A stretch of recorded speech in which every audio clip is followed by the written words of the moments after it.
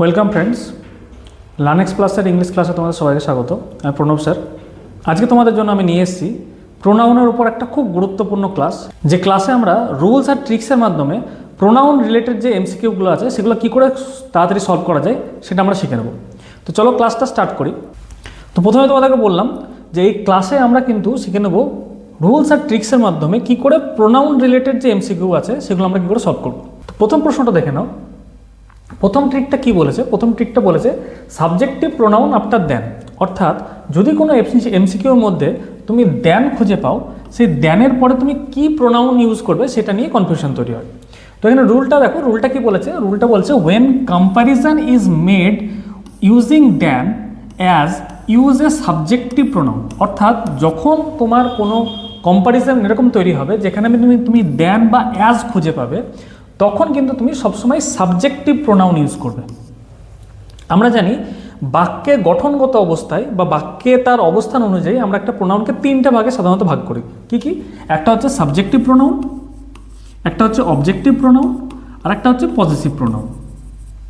যদি আমি ফর্ম দেখি তাহলে ফার্স্ট পারসন যেগুলো আছে দেখো, আইটা হচ্ছে সাবজেক্টিভ ফর্ম, মিটা হচ্ছে আমার অবজেক্টিভ ফর্ম, আর মাই বা মাইন এটা হচ্ছে আমার পজেসিভ ফর্ম। তাহলে কি করব? যখন আমার কোনো প্রশ্নে আমি দেন খুঁজে পাবো, দেনের পরে আমি সবসময় সাবজেক্টিভ ফর্মটাকে খুঁজব এবং আমার আনসার হবে কিন্তু সাবজেক্টিভ ফর্ম। তাহলে এমসিকিউটা দেখো কি বলেছে, she is smarter than dash. দেখো এই ধরনের প্রশ্নে ম্যাক্সিমাম ছাত্র কিন্তু স্মার্টার দ্যান মি করে আসবে, কিন্তু আমরা রুল কি বলছে? রুল বলছে দেন বা অ্যাজ থাকলে আমরা সবসময় তারপরে সাবজেক্টিভ প্রোনাউন ইউজ করব। তাহলে আমার সাবজেক্টিভ ফর্ম কটা? সাবজেক্টিভ ফর্ম হচ্ছে আই। আমার সঠিক উত্তর হয়ে যাবে কিন্তু আই।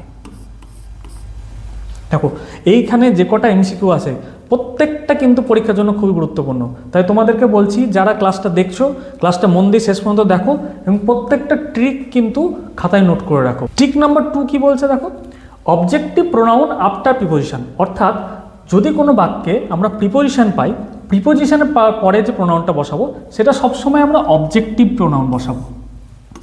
এর আগে বললাম যে গঠনগত অনুযায়ী বা বাক্যে তার অবস্থান অনুযায়ী একটা প্রোনাউন তিনটা ভাগে ভাগ করা যায়, একটা সাবজেক্টিভ, একটা অবজেক্টিভ, একটা পজেসিভ। তাহলে আমরা প্রিপোজিশনের পর কোনটা বসাবো? অবজেক্টিভ ফর্মটা বসাবো। তাহলে এমসিকিউটা দেখে নাও একবার। এমসিকিউ কি বলেছে? This gift is for dash.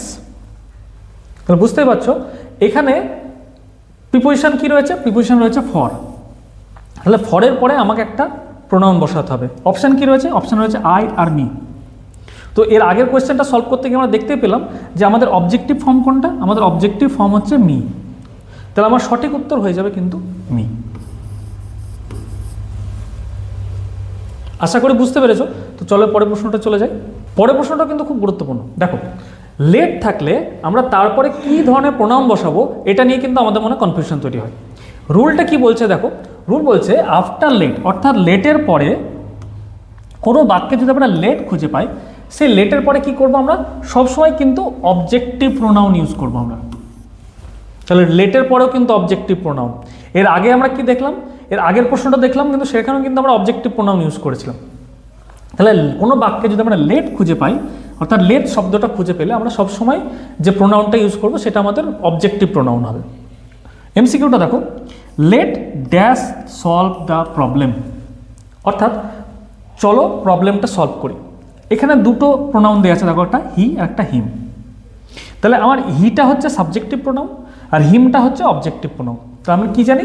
লেটের পরে সবসময় অবজেক্টিভ প্রোনাউন বসাবো। তাহলে আমার সঠিক উত্তর হয়ে যাবে হিম, অর্থাৎ let him solve the problem. এই প্রশ্নের ফাঁকে তোমাদের একটা সুখবর দিয়ে রাখি, আমাদের অ্যাপসে কিন্তু আমরা এসএসসি জিডির ওপর একটা টেস্ট সিরিজ লঞ্চ করেছি। সেখানে তোমরা পাচ্ছ 10টা ফুল মক টেস্ট, তার সঙ্গে 14,000 এমসিকিউ এবং প্রায় 350টা সাবজেক্টিভ টেস্ট। তো যারা যারা এসএসসি জিডি প্রিপারেশান নিচ্ছ তারা কিন্তু আমাদের অ্যাপসে গিয়ে টেস্ট সিরিজটা চেক আউট করতে পারো। তো পরের রুলটা দেখো, পরের রুলটা হচ্ছে ইচ আর এভরি ওয়ান নিয়ে। রুলটা কি বলছে দেখো, ইচ আর এভরি ওয়ান এই ধরনের শব্দ যখন আমরা কোনো বাক্যে পাবো তারপরে কিন্তু আমরা সবসময় সিঙ্গুলার প্রোনাউন বসাবো। তো আমি যেরকম প্রত্যেকটা ক্লাসেই বলি, যখন তোমার সাবজেক্ট সিঙ্গুলার হবে সেই অনুযায়ী ভার্বটাও কিন্তু সিঙ্গুলার হবে। ঠিক? এবার দেখো যখন ইচ আর এভরিওয়ান যদি আমার সিঙ্গুলার প্রোনাউন নেয়, তাহলে এই এমসিকিউটা যখন সলভ করব আমরা, তখন দেখো কি আনসার হবে। দেখো কি বলেছে, each student must bring dash ID card, অর্থাৎ প্রত্যেকটা স্টুডেন্টকে তার আইডি কার্ড নিয়ে আসতে হবে। অপশান কী রয়েছে, অপশান রয়েছে দেয়ার আর হিজ। আমরা বুঝতেই পারছি এই দেয়ার আর হিজ, এই যে দুটো প্রোনাউন আছে, এই দুটোর মধ্যে হিজটা হচ্ছে আমার সিঙ্গুলার প্রোনাউন আর দেয়ারটা হচ্ছে প্লুরাল প্রোনাউন। তাহলে আমি কি বলেছি, ইচ আর এভরি ওয়ানের সঙ্গে সবসময় সিঙ্গুলার প্রোনাউন হবে, তাহলে আমার সঠিক উত্তর হয়ে যাবে হিজ, অর্থাৎ each student must bring his ID cards.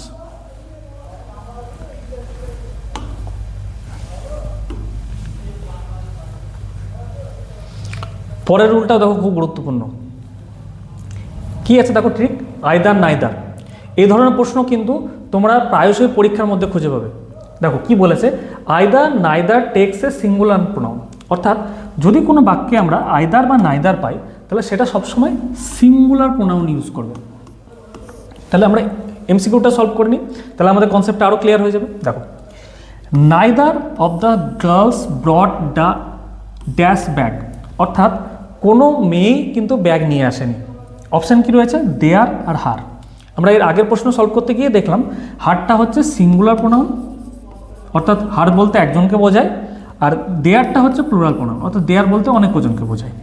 তাহলে আমার রুল কি বলছে, রুল বলছে আইদার বা নাইদার যখন আমি কোনো প্রশ্নে পাবো, তারপরে যে প্রোনাউনটা ইউজ করব সেটা সবসময় আমার সিঙ্গুলার হবে।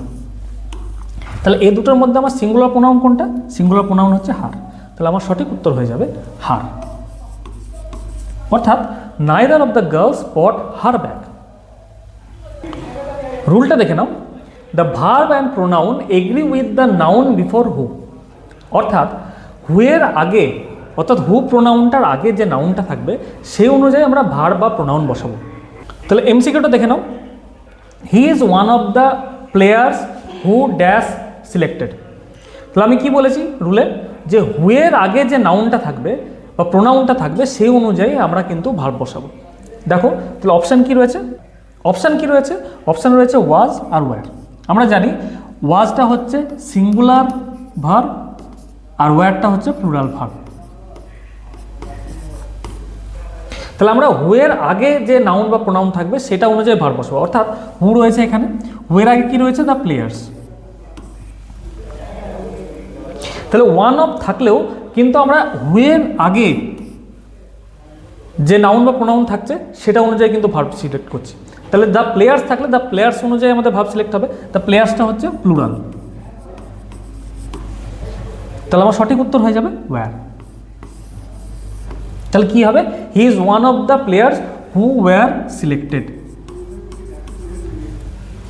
দেখো রুল কি বলছে, in one of the pronoun agrees with one, অর্থাৎ যদি কোনো বাক্যে আমরা ওয়ান অফ খুঁজে পাই, সেই বাক্যে ওয়ান অফ ছাড়াও অন্য কোনো প্রোনাউন বা যদি নাউনও থেকে থাকে, তা সত্ত্বেও কিন্তু আমরা সবসময় ওয়ান অনুযায়ী আমরা ভার্ব বসাবো। এমসিকিউটা দেখে নাও, one of the students forgot dash admit card, অর্থাৎ স্টুডেন্টদের মধ্যে একজন সে তার অ্যাডমিট কার্ড ভুলে গেছে আনতে। অপশান কি রয়েছে, দেয়ার আর হিজ। আমরা কি বললাম, যে যখনই ওয়ান অফ কোনো বাক্যে খুঁজে পাবো, ওয়ান অফ থাকলে কিন্তু আমরা যে প্রোনাউন বা ভার্বটা ইউজ করব সেটা সবসময় সিঙ্গুলার ভার্ব ইউজ করব। তাহলে এখানে সিঙ্গুলার কোনটা, সিঙ্গুলার হচ্ছে হিজ, তাহলে আমার সঠিক উত্তর কি হয়ে যাবে, সঠিক উত্তর হয়ে যাবে হিজ। দেখো আমরা শেষ প্রশ্নের দিকে চলে এসেছি, শেষ প্রশ্নটা কিন্তু একটা রিফ্লেক্সিভ প্রোনাউন আছে। কি বলেছে দেখো রুলে, when subject and object both are present use a reflexive pronoun, যখন কোনো বাক্যে সাবজেক্ট এবং অবজেক্ট দুটোই প্রেজেন্ট থাকবে এবং দুটো প্রোনাউন থাকবে, সেক্ষেত্রে কিন্তু আমরা সবসময় রিফ্লেক্সিভ প্রোনাউন ইউজ করব। দেখো এমসিকিউতে কি বলেছে, she hurt dash while playing, অর্থাৎ সে খেলতে খেলতে নিজেকে আহত করে ফেলেছে। দেখো অপশান কি রয়েছে, অপশান রয়েছে হার আর হারসেল। তো আমাদের রুল কি বলছে, যখন সাবজেক্ট অবজেক্ট দুটোই প্রেজেন্ট থাকবে তখন আমরা সবসময় রিফ্লেক্সিভ অপশানটাকে বেছে নেব, অর্থাৎ রিফ্লেক্সিভ প্রোনাউনটাকে বেছে নেব। দেখো সি হার্ট ড্যাশ, অর্থাৎ সে কাকে আহত করেছে, সে নিজেকে, অর্থাৎ এখানে সাবজেক্টও প্রেজেন্ট এবং অবজেক্টও প্রেজেন্ট। তাহলে যখন আমি অবজেক্টটা সিলেক্ট করব, সেই অবজেক্টটা হবে আমার রিফ্লেক্সিভ প্রোনাউন। এখানে অপশানগুলো কি রয়েছে, অপশান রয়েছে হার আর হারসেল। আমরা জানি যখন সেলফ বা সেলস এই ধরনের যে সাফিক্স সেগুলো যখন কোনো শব্দের সঙ্গে অ্যাড থাকবে সেগুলো সাধারণত কি হয়, রিফ্লেক্সিভ প্রোনাউন হয়। তাহলে আমি কি বলেছি, যখন সাবজেক্ট অবজেক্ট দুটোই একই বাক্যের মধ্যে প্রেজেন্ট থাকবে তখন আমি যে প্রোনাউনটা চুজ করব সেটা সবসময় আমার রিফ্লেক্সিভ হবে। তাহলে আমার সঠিক উত্তর হয়ে যাবে হারসেলফ।